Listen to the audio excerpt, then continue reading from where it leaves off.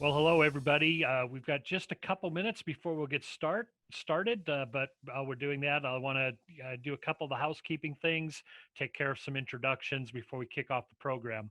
Again, as always, thank you guys, folks, for tuning in, and/or for those of you who'll be watching this recorded later. Really pleased the amount of participation we've had in this program, and we certainly hope it's of value to you folks in your business and the customers you work with.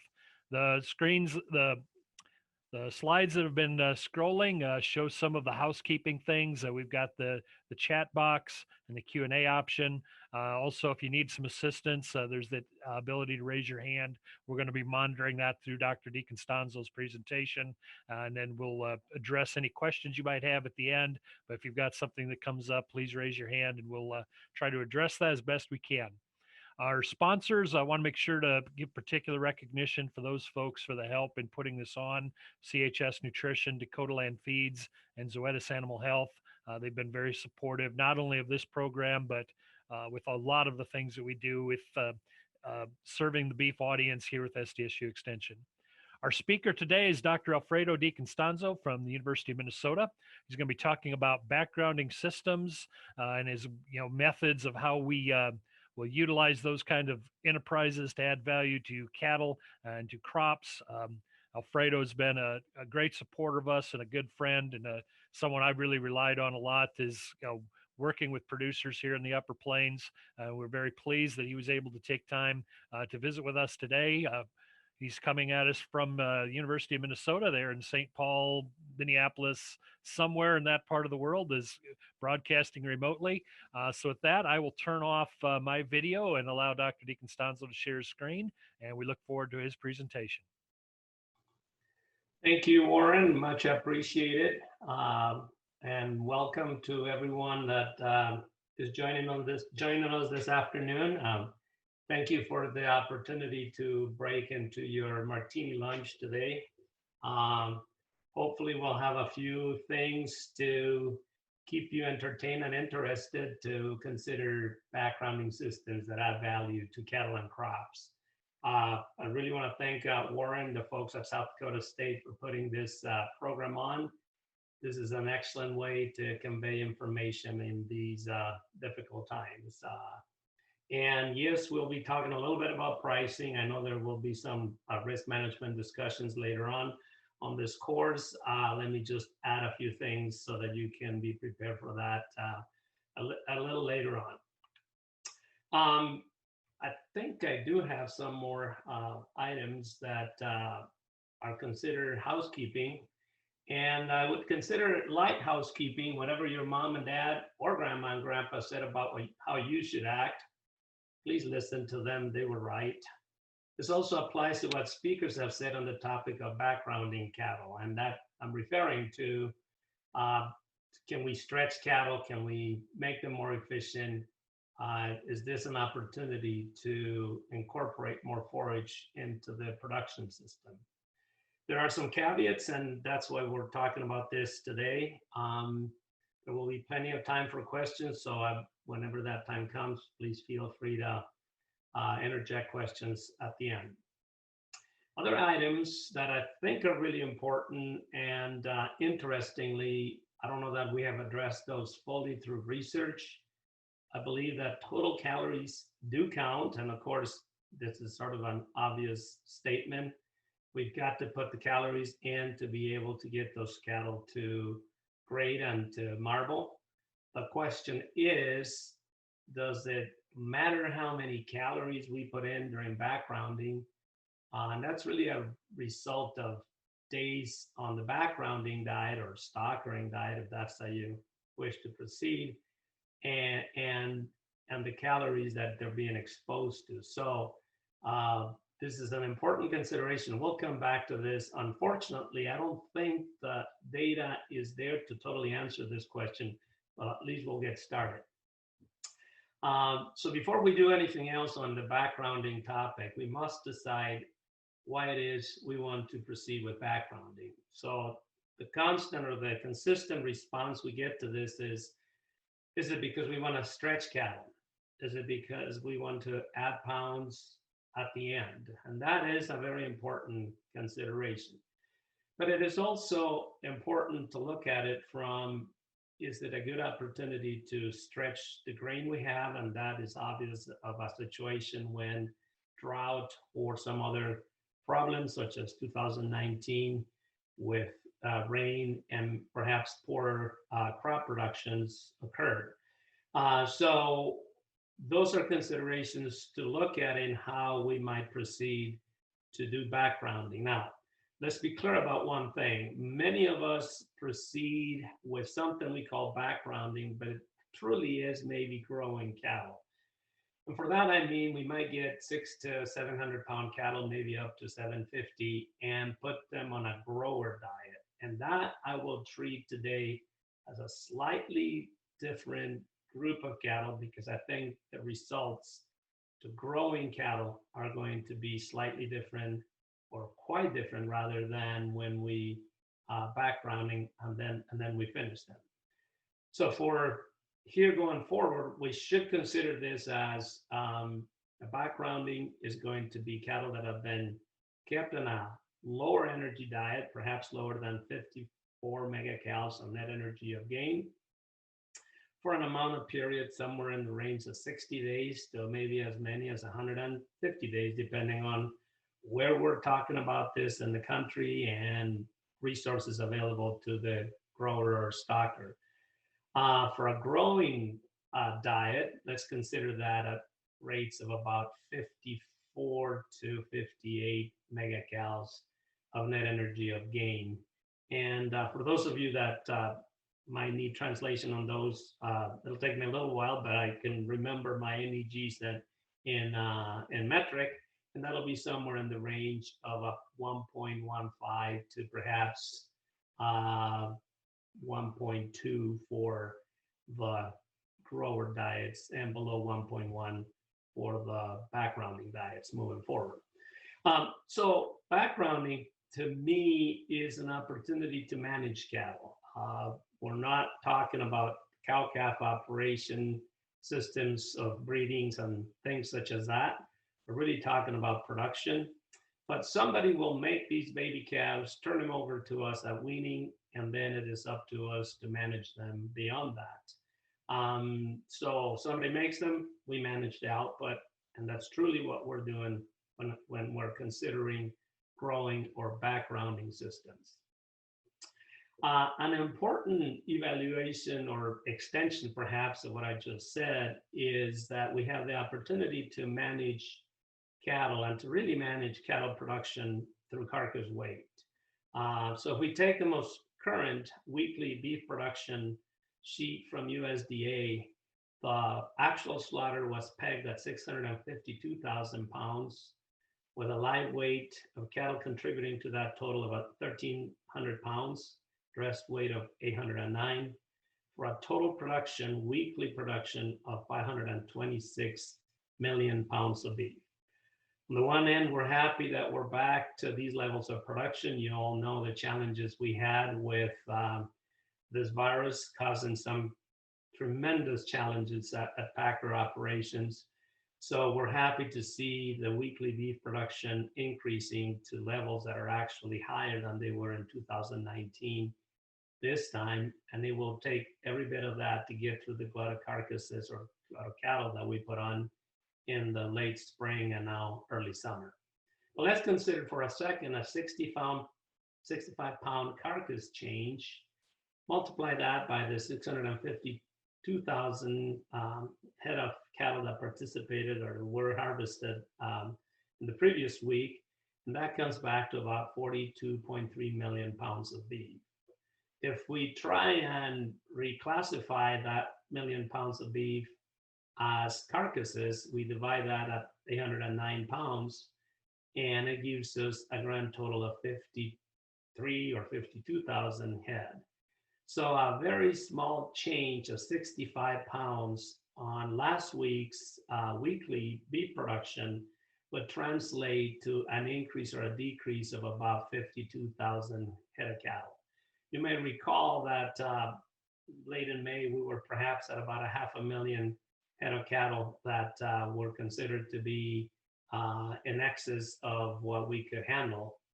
So it would take about 10 weeks of this steady change of 65 pounds of carcass to correct that challenge. And this is the reason things have corrected themselves fairly quickly. So if you take then why I chose 65 pounds of carcass change, what I'm really referring to is that if you keep one animal that is perhaps already finished or near finished, and I could tell you we have some cattle at the feedlot right now, heifers that are weighing 1350. So yes, I am participating on maybe holding a few more head of cattle, but if you hold an animal over for about 30 days, let's assume that's going to be 100 pounds a gain, 3.3 pounds per day. So that would come back to about 65 pounds of carcass change because of a dressing percentage of 65.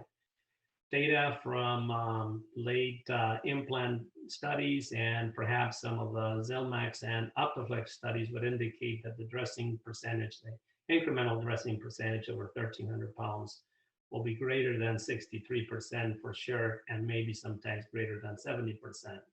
So we can manage the production by a simple change of 30 days on feed on a group of animals that may already be at 1,250, 1,350 pounds, depending on what their end point and the start point was. So looking back at cattle that would have been placed this past spring or even last fall, those cattle would probably need to be going through harvest about now. And this is the ones I'm talking about where we may be able to effect that carcass change. The things we did to them in the early production of these animals and the backgrounding phase or the growing phase will have an impact on the total outcome. And that's what we'll be visiting about today. So backgrounding to me as a sort of redefining it for the purposes of the presentation is really depending on economic and environmental conditions. That would be forage and grain supply. It is a growth phase for wean calves before a high energy finishing diet is fed. So if we take weaning at the center of this chart, cattle can go directly to a finishing period, or they can go through a dry lot period or through a pasture period before they are finished. So those are the options that are presented by those arrows, as you can see right there. On the dry lot side, we must take into consideration that perhaps we're talking about grower diets, as I indicated before, diets that are somewhere in the range of 54 to maybe 58 megacals of net energy of gain. The question I would ask on this slide is how many of us are capable of doing this? And the reason I bring this up is for true stockering and backgrounding, this might be one of the best solutions for enhancing carcass weight, as we will share a little later. Not many of us are capable of doing this. It depends on the region of the country we're in. It depends obviously on climate and so forth. But as I said at the start of the presentation, whatever you heard before from speakers on backgrounding before, maybe they said something about enhancing carcass weight. This system will enhance carcass weight, no questions asked. This system, backgrounding in a dry lot, it just will depend a little bit on the energy concentration and the duration of that backgrounding period. And perhaps more importantly, what is the endpoint of harvest for those cattle? Because we will recognize that sometimes we send cattle to harvest either not quite finished or too well finished. So I look at backgrounding as a tremendous opportunity to stage cattle while enhancing value. On the left side, if you have access to pasture, whether it's wheat pastures, some fall pastures in the northern climates that can remain snow-free for a while, the question really will come back to quantity and quality of pasture. How long can you hold these animals out there? We just received a load of yearlings last week that looked just gorgeous, about 1,100 pounds. They would have arrived in May because of considerations this particular year. They would have arrived at maybe 800 pounds, but they've been out on grass in northern Minnesota, placing about 2 to 250 pounds of gain, and they are ready to perform. Those are probably the cattle we always think of when we're thinking of backgrounding. On the right side, you have the rest of us that have access to dry lot, particularly in the late fall, early winter. And for those of us, we rely on co-products, we rely on grain, and we must really take into consideration facilities and facilities management conversations that Eric Lowe brought up last week, and of course other good input that we received from Warren on managing intake, so we're able to do the right thing for these cattle in the dry lot. So things such as managing intake and restricted intake might be further considerations in addition to the process of backgrounding. So as I said earlier, backgrounding is beef is a resilient commodity, at least beef on the hoof. So think of this: feeder cattle can be held on the hoof before finishing without any loss of value, in this case of spoilage. The question one should ask in the back of our minds is it possible to lose value? And that is always, for at least producers in this country, the consideration of losing marbling, as we might hold cattle perhaps too long, or maybe too long on too low of an energy diet. So those are things that need to remain in the back of our minds, so that while we may enhance carcass weights, we may be affecting carcass quality by holding cattle on the hoof perhaps too long. I'm not sure if any of the audience is interested in a comparison between calf and yearling feeding systems, but I happened to come across a very good set of data from Iowa State University. They keep a database on estimated returns and obviously something of a database too on corn price. So I was able to put this on a statistical package to be able to analyze net return comparisons between feeding calves, which is on these bar graphs as navy, and yearlings as the red bars. So for each year from 2010 through 2019, the size of that bar to the upside would be a net positive return, to the bottom side it would be a negative return. So as you can tell, maybe at least on the number of times that we had negative returns, they seem to be a little bit more and perhaps of greater magnitude than times when we had positive returns from 2010 to 2019. The important thing about this is that the size of the bars between the navy and the red, or between calves and yearlings, is really not that different. Meaning to say that there is not a difference in net return when you choose to finish cattle from a calf standpoint, which would be 550 to 650 pounds or even lighter, or from a yearling perspective, and that would be 650 pounds and heavier. So maybe I wanted to present this earlier so that if somebody's thinking, if I can background calves and then finish him, maybe I'll be more profitable. Well, maybe that's not where it's at least not based on the information we're looking at. For fun and games, I put the corn price line, and it is that black line you see, again, from 10 to 19. That's just a yearly average price for what is called the market year for corn. And so you can see that definitively some of the years, and you should be looking at the right axis from $0 to $8 a bushel on your right side of your screens. So when corn reached nearly $7, obviously we had a couple of years in 12 and 13 that prices were actually, or rather that returns were depressed, whether we were raising calves or yearlings. But at corn prices of $4 in 2014, we were able to net anywhere from $200 to $250 per head. You may all recall the main reason for that, and one of the things that impacts returns in the feedlot the most, is the price of the fed animal. And in this case, we were able to take advantage of that on the finished end. and perhaps we were able to take advantage of a lighter or a lower price for cattle that were purchased at calf time or at yearling time. Sort of the opposite happens in 15, when you might recall, and I will show you some slides here in a little bit, indicating how the price for fed cattle actually dropped heavily in the middle of 2015. So the annualized net return actually doesn't look so great for 15. 16 follows that trend, and 17 we come back fairly well. 18 looked okay, and 19 was getting better. And I think you guys know what's going on at this particular time. So moving on to describe how this happened, here is a chart looking at the fed cattle prices for 15 as a main reference, because that was when prices reached an all-time high.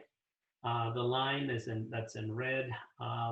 It runs in the middle of the other line, blue line, is the average of fed cattle prices from 16 to 18.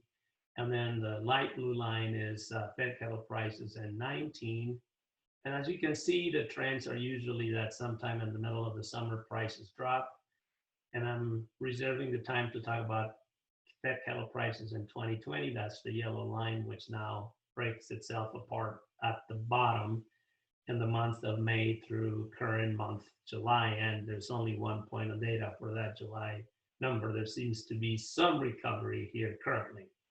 But on a relative perspective, as you can see, the trend is still the yearly trend that fed cattle prices have, with the obvious challenges of 2020 being reported on this line.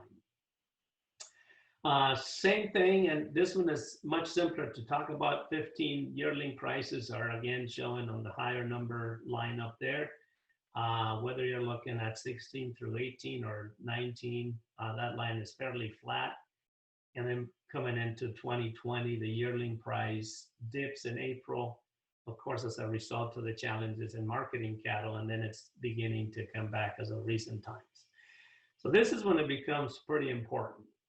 If anybody thinks that transferring cattle or transferring weight from a 500-pound animal to a 750-pound animal has or provides no opportunity, I hope this line makes you think that twice, because as you can see here, the lines between 16 and 19 are fairly flat, even if you take the early part of 15, and maybe even if you take 2020 for yearling prices. What that means is you have an almost assured price through the year, and then say assured for a number, but assured for a constancy. There are some ups and downs, you can see those, but there tends to be a very lateral trend once the price is established, sometime perhaps in the early spring or in the late fall for these cattle. And so to me, it presents a safety for people considering the economics of backgrounding. There is some real teeth to some planning prices, as you can see from these graphs. And I encourage you to track your own. Iowa State University does a fine job of keeping an Iowa, Minnesota price data set for the classes of cattle that we're viewing. This is their data. And then if we carry that to the 500 to 600 weight or the feeder cattle, and again, you would be buying these cattle perhaps in, say the fall of 19 for the light blue line, somewhere between September and December. And then you would be selling cattle on the yellow line in January through April of 2020, for example. And that's what I'm referring to, where you may be able to generate some of those margins. And again, for those feeder cattle, there tends to be a fairly flat line once that price gets established. When we all decide to bring cattle to the sale barn in November, that's when we see a big depression on price, which will obviously create an opportunity for people that are considering backgrounding. Then the price comes back sometime in the late spring, because people that have grass have an opportunity to bid on those cattle, put them on grass, and then sell them as yearlings into the feedlot sometime in the middle of summer. So as as an exercise in economics to be able to evaluate the opportunities that may exist in backgrounding lightweight calves. What I've chosen to do is present to you a value that may be of help in helping you analyze how or whether buying calves in the fall to, to background them and then selling them in the spring may make some sense. So let me give you a little bit of background on this slide that you're looking at. So this assumes we purchase calves in the fall, either from August through December or into January of the following year. So if we were looking at 2019, which is, as I'm talking about 19, defined by the broken bars on the right side, and that's a yellow on black. So August through December of 19 are represented on the yellow on black bars on the chart. And January of 2020 is represented following the December. So let's not get confused. Once we jump into January for every year that is listed there, it'll be into the following year. So I picked 17 through 19 just because of an early reference. And I have chosen to add a bar. The reason for that bar right there is that if we would consider that a cost to gain in a backgrounding or a grower yard might be 70 cents. So that would mean if we are putting on 200 pounds, which is what this exercise has, we purchase 550-pound calves. We're going to sell them at 750 pounds. We're just simply taking the margin between the heavier yearling and the lighter calf, dividing it by the 200 pounds of gain, and that results in the cost to gain that you see here. So in looking at this, truly 2017 presented opportunities to feed these cattle for a cost to gain of 75 cents or less, and being able to make a nice profit, I believe, if you consider anything above the black line is profit to you. 2018 looks pretty challenging unless you waited to buy cattle at a discount sometime in November, December, and even in January. And that may be because of the market signals early in the year that are beginning to reflect on yearling cattle sales. 2019, interestingly, was looking really, really good. A lot of us were looking at futures and very interested in seeing spring futures in 2020 at $1.25. So we bid heavily until December came, and I'm not sure what changed that at that time, but perhaps at that point we were all interested in buying yearlings, so the price margin suffered. And if you bought yearlings in January and sold them in April of this year, that figure is represented to be at a cost to gain break even of about $18 a hundredweight, which I know neither one of us can do. So what is beginning to show there for January of 2020 for these calves is the challenges that we see or we saw sometimes in the spring. I'm assuming these values will correct themselves as we go through the glut of cattle, barring any additional challenges with civil unrest or coronavirus. So moving on to the academic portion of this, the objectives of backgrounding are really, as we said earlier, perhaps to stretch cattle. Can we have heavier live and carcass weights? Can we retain similar marbling scores? Or are some of us trying to time the market, and perhaps that's the scenario many of us are looking at the moment. For many of us, backgrounding is an option to stretch resources, and whether it's grain or to perhaps feed through the forage supply that we have. 2019 is a perfect example of that, and there is pockets in the country of a similar situation going on in 2020. So what we should think about when we look at these going forward is, what are the effects on performance? Am I helping myself through this? Am I contributing a positive response to some of the financials that were discussed? And what is the impact on quality, because that continues to be a driver in our system. So I said earlier, perhaps grazing cattle before finishing might be one of the easiest ways to add hot carcass weight. And I present this on a blue arrow going one direction and marbling going in an opposite direction. So if we do hold cattle too long on grass, the data will indicate that marbling may suffer. So that's something that I try to represent on these two arrows, sort of fighting each other. What is it we want, and we must worry about marbling. In a recent meta-analysis comparing calf-fed versus yearlings, the assumption here is that a calf-fed was put through a backgrounding period, and a calf-fed was finished directly, and a yearling was put through a backgrounding period. The data will indicate, as you can see on the far right, significant differences for everything. Obviously, different initial body weight, different final body weight. Yearlings gain more than calf-feds. They also eat more, and they have poorer feed conversions. Where it becomes interesting, at least to me, is how hot carcass weight appears to be not as dramatically different as perhaps the rate of gain would indicate. And I'll come back to this before I leave this slide in 1 minute.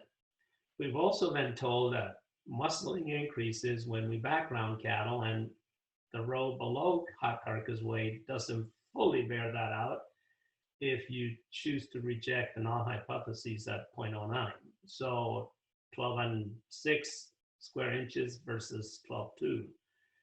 Fat cover was definitely in favor of the cattle that were backgrounded and put on as yearlings, and on this set of data, marbling was not affected. So here is where the challenges of reading reports from university research come in.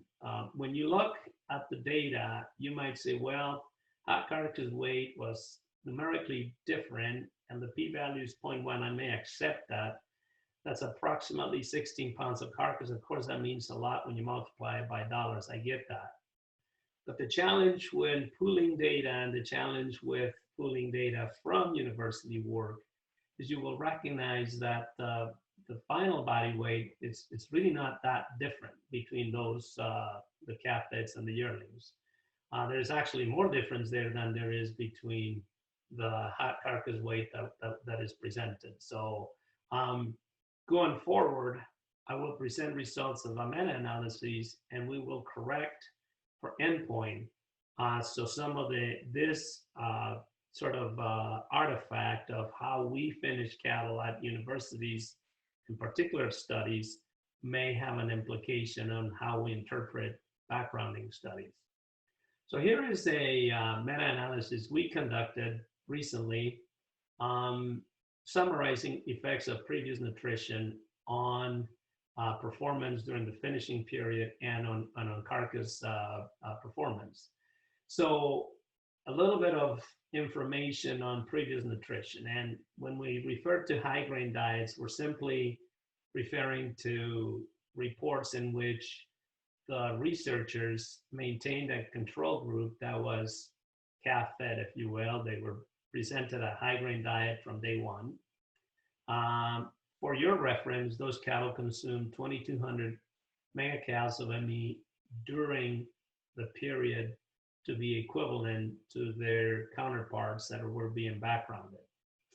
Another group that was studied was high grain diets that were fed in a restricted manner. Those cattle consumed 1,400 megacals of ME. Another group looked at was cattle that were fed forage-based diets ad libitum. Those cattle consumed about 1,700 megacals. And then cattle that were fed moderate energy diets ad libitum. This could be you and I doing a grower diet at our feedlot in which we achieved 1,800 megacalories of ME. There were two groups in addition that were analyzed: cattle that were placed on winter wheat pastures and those that were placed on grass pastures. As I indicated earlier, because of time on feed or degree of fatness on the carcass, the endpoint was equalized on this data set by empty body fat. So you will see the next set of data pretty much laid out the same way. Grain-fed cattle are to the left, cattle-fed forage, or those fed a moderate diet are in the middle, cattle that were grazing are on the far right. That will never change. It's there for you to just keep looking down as we look at some of these differences. The one thing I will share is the second bar from your left is cattle that were fed a grain diet on a restricted basis. So what this says right here is correcting for the endpoint. Final body weight was enhanced by modulating growth in cattle that were fed either a forage diet, a grower diet, or a high grain diet that was restrict fed, compared to at least cattle that were fed a finisher diet from day one. The cattle that by far performed the best when achieving a larger final body weight is cattle that were grazed on wheat pastures or grass pastures. The data for hot carcass weight shows the same exact trends. If you want the heaviest hot carcass weight, as I said earlier, we need to graze those cattle. If we want better hot carcass weight than cattle that were fed as calf feds, then restricting grain intake or restricting a diet high in grain, or feeding a moderate diet, a grower diet, or feeding a forage-based diet in a dry lot will achieve that relative to cattle that were calf feds. The ribeye information is somewhat variable. Again, cattle that were on grazing conditions actually had the largest ribeyes, along with those that were restrict fed a grain diet during a backgrounding period. Ribeyes of cattle fed forage or a grower diet are moderate. And then, of course, the smaller ribeyes were observed in cattle that were fed as calf feds.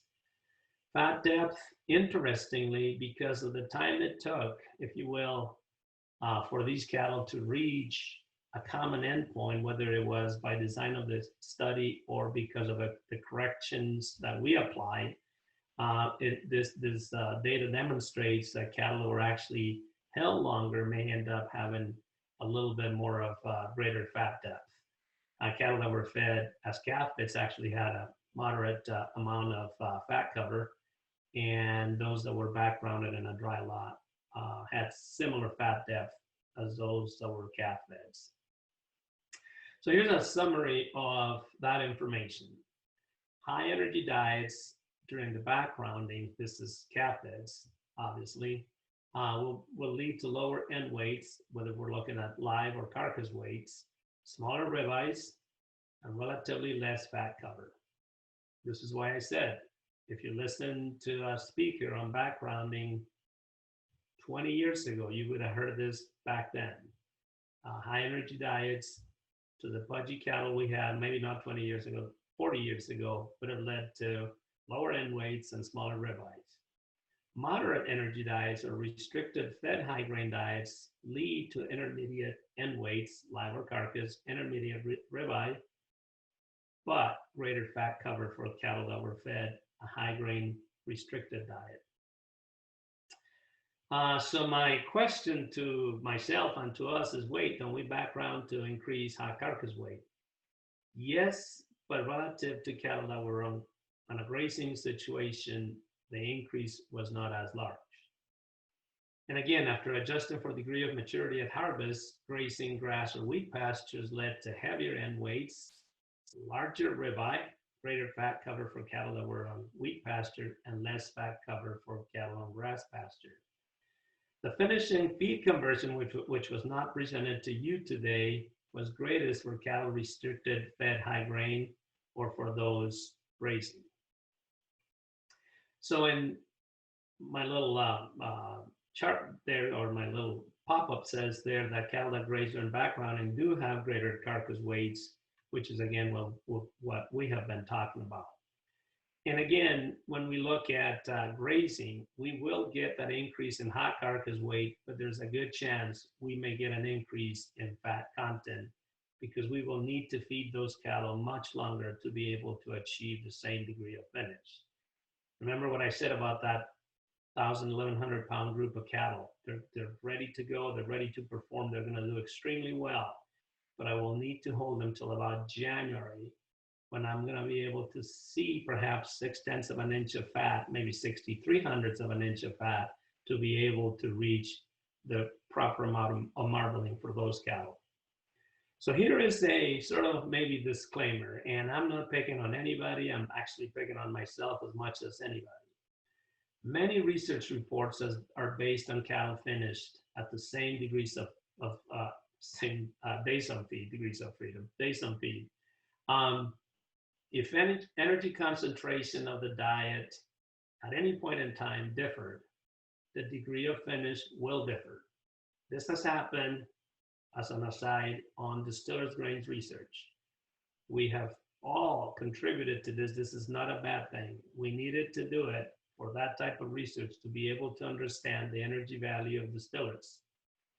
We applied it to many of our backgrounding studies. So it's not easy to separate certain things. Very few reports are based on cattle finished at the same degree of fat cover, or backgrounding reports, I mean. On the other hand, you as a cattle feeder and your clients finish cattle at the same degree of fat cover. Sometimes price may delay this and make them fatter, or price, rather, we're waiting for a better price, so delay that, or we're supported for a good price and we let them go at a 1/2 inch of fat or less, right? So those are considerations that we need to make before diving full into the information I've presented and what I'm about to present, because this has tremendous implications on interpretation. So when you see a report from anybody, you need to recognize, were those cattle on the same days on feed during backgrounding and they were let loose on the finishing end, so they were able to achieve the same degree of finish, or were the dates locked in on both ends, backgrounding and finishing? And now we're looking at two different beasts coming from the research data. So for those of you and those of us that grow cattle, and I'll tell you what, this has been a challenge chasing me around for years and trying to discern what the true impacts of backgrounding are. When should we expect greater carcass weights? On the one end, the other question, as we said earlier, talking about backgrounding, those stretching grain or relying on forage increased beef per acre. Well, this is my attempt at summarizing the information a bit further. My apologies, this should have way more data on it, should have a more opportunity to provide more quality control to this, so take this with a little bit of a grain of salt. On the x-axis, we have the backgrounding period energy intake per head. So anywhere from 1,000 megacalories to 2,800 megacalories. Of course, this would involve cattle that were fed a high energy diet during the backgrounding period. That would be the counterparts to the study, in the studies where backgrounding was being looked at. Anything you see blue or dark on your screen is going to be cattle that were finished at the same days on feed on both ends. The experiments were designed so that the backgrounding period was the same length between treatments, and the finishing period was a common diet fed to the same days on feed regardless of initial treatment. So anything in blue leading to a flat line on hot carcass weight is hinting, or there's evidence to say that regardless of energy intake during the backgrounding period, when we finish cattle at the same days on feed, hot carcass weight is not changed. Place that to today's reality. If we held cattle because of the financial and other situations in a grower diet, and we put them on a high energy diet to finish them. But now the packer is taking cattle back in, and the prices are good. We may actually lose that price, as it happened if you market it in mid-June. Um, you're probably going to let them go a little bit lighter on fat cover. So the answer to you then is there would be no change on hot carcass weight. Um, the red line with the red dots indicates experiments in which the researchers were able, for whatever reason, design of the experiment, the capacity to hold those cattle, whatever that is, to harvest those cattle at the same degree of fat. So they some feed, at least on the finishing end, will be different. As you can see, cattle that received more of their energy during the backgrounding period. So this is a multiplier of energy, concentration by intake, by days on feed, and the backgrounding period. Resulted, at least there's a hint, evidence, that hot carcass weight does respond when the energy consumption in the backgrounding period is larger. In other words, we're assigning more calories to the backgrounding period in whatever format we use, right? Obviously, it's a low energy diet of some sort, perhaps including a grower, but the data I have has no grower data on it. It has backgrounding calorie data on it. So the values that I'm referring to are at about 48 megacalories of NEG during the backgrounding period for periods of at least 60 days and as much as 110 days. That's when we see a response to hot carcass weight. I've tried to evaluate the response to beef produced per acre. That became way more challenging. It goes in many directions, and you'll have to take a rain check from me on that one to come back to you to talk about total beef production per acre. One would suppose that if we're affecting carcass weight, that we would have a response on beef produced per acre. But if we're not affecting hot carcass weight, there should not be a response on beef produced per acre. So some of the conclusions of today's discussion, and then I'll open it up for questions. Price conditions in the last 5 years tend to favor background in fall catch. Other than perhaps 18 and even 19 wasn't so bad. Prices for calves across the calendar year remains fairly constant. Prices for yearlings pretty much the same, but recently it suffered because of the situation. It has rebounded somewhat. If we are attempting to do a true backgrounding or true stockering, low energy diets are preferred. Energy content in the upper 40s for net energy of gain. Otherwise, I will lump them into growing or grower diets. Not all backgrounding diets, and therefore, because of that, not all backgrounding diets lead to increased carcass weights. Short-term feeding of grower diets while harvesting cattle the same day some feed may actually reduce hot carcass weight.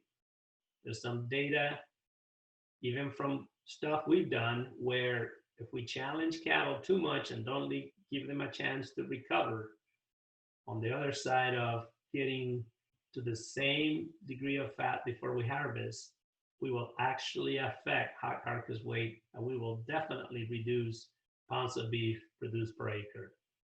Long-term feeding of low energy diets does increase hot carcass weight and therefore value. Results in marbling are still very sketchy. Again, I apologize for not having that information.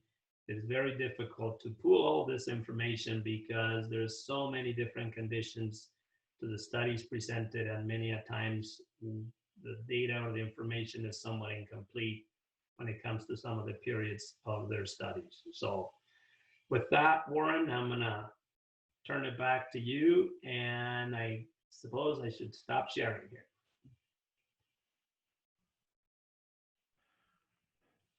Thank you, Alfredo. I'm looking there at the chat and on the Q&A. So far, we don't have any questions, so I'll maybe toss one out.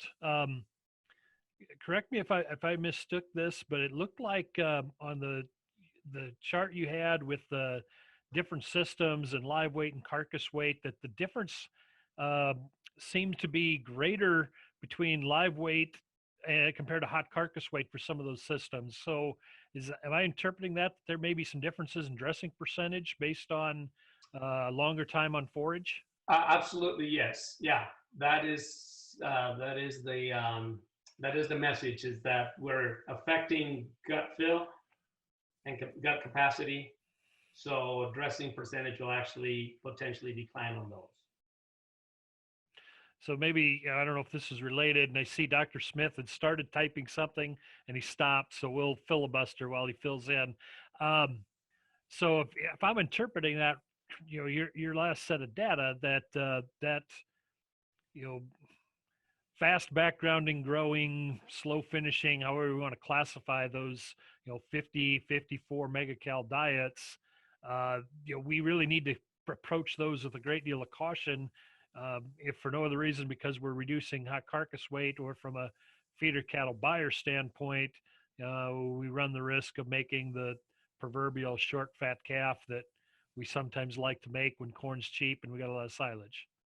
I think so. I think that's a very important consideration. It's too tempting to uh, use or forage, right? And but not so much of it that we end up with a grower diet that may actually not enhance the final weight, hot weight, and perhaps even affect fat depth and marbling. So if we're going to choose to grow cattle, I think the message is, unless price is dictating that we sell, and going back to summer market, we tend to have really good fed cattle prices through May, and then boom, they decline. So if you see yourself going backwards on it, let's not talk about 2020, some other year, there's a chance you may be able to get away with that and still do fine. But going the opposite way, you're probably better off waiting to add more pounds so that those cattle are fully finished at 55 hundredths to 6/10 of an inch of fat cover, and then everything should be balanced. So for some of the folks that are listening that grow corn, they can maybe think about, we can feed a lot of corn silage, or we can feed corn, but we can't feed necessarily both in the same bunk to a set of light calves, without at least being having to be very careful about not getting those too fleshy. Absolutely. I see a question from Zach. Implant potency and diet energy content. Is there a recommendation on NEG content of a diet and type of implant that we would use? Excellent question, Zach. And I think if we're working on a grower diet, one of our studies that was designed for that, it was actually designed to understand if we manage energy intake according to implant potency. So we used a grower diet. That's one of those studies where heart carcass weight was not different. Marbling was actually affected negatively by the moderate or the growing diet period of 63 days, I believe. So based on that, Zach, what I would recommend is, on a grower diet, go ahead and use the recommended implant for a finisher situation.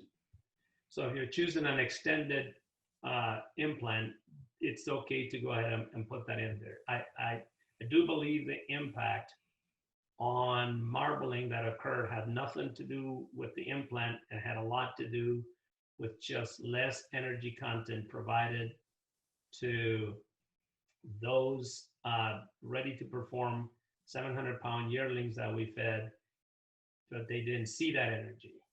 And even though we dragged them out all the way to the same endpoint, 63 hundredths of an inch of fat, they did not recover.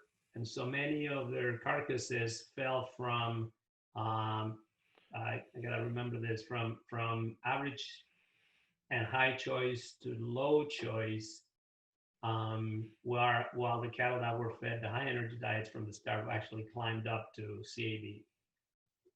Rather, yes, sorry, from low choice to select, or went up to if they were backgrounded, or from low choice to CAB if they were fed a high energy diet from the start. So, bottom line is, on a grower diet, I wouldn't change the much of that.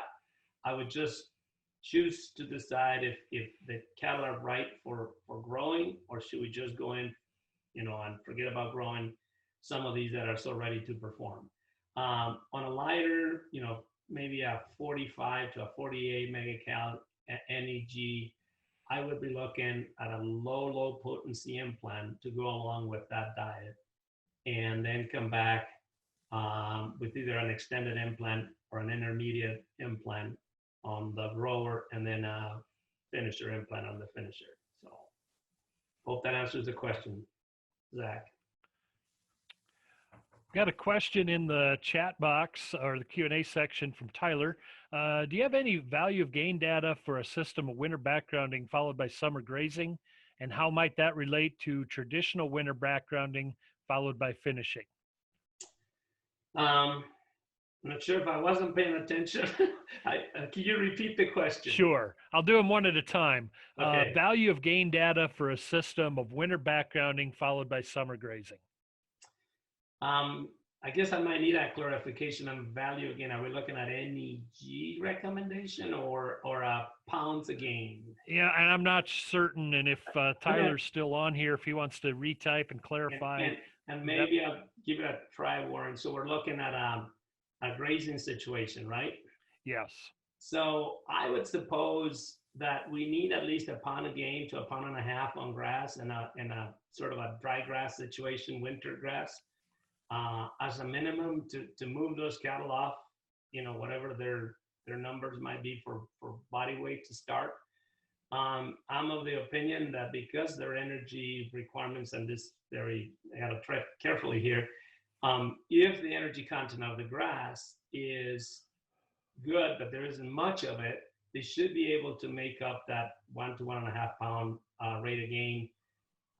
Grass in the range of, it's hard to talk about grass in NEGs, but let's turn that back to TDN, perhaps in the range of 58 to 63, 64 with a low supplementation. And Tyler did follow up. He's really trying to key in on profitability differences, basically between you're going to have a winter backgrounding system. What do you see in terms of profit potential, whether that winter backgrounding is followed by summer grass and then finishing, or by taking them out of the backgrounding yard sometime probably in the spring and going right into the finishing phase? Yeah, that's a darn good question. That depends so much on how the price structures are. So anything that's gonna harvest in prior to October has a chance of some negative fed cattle prices, right? So we have to take that into consideration.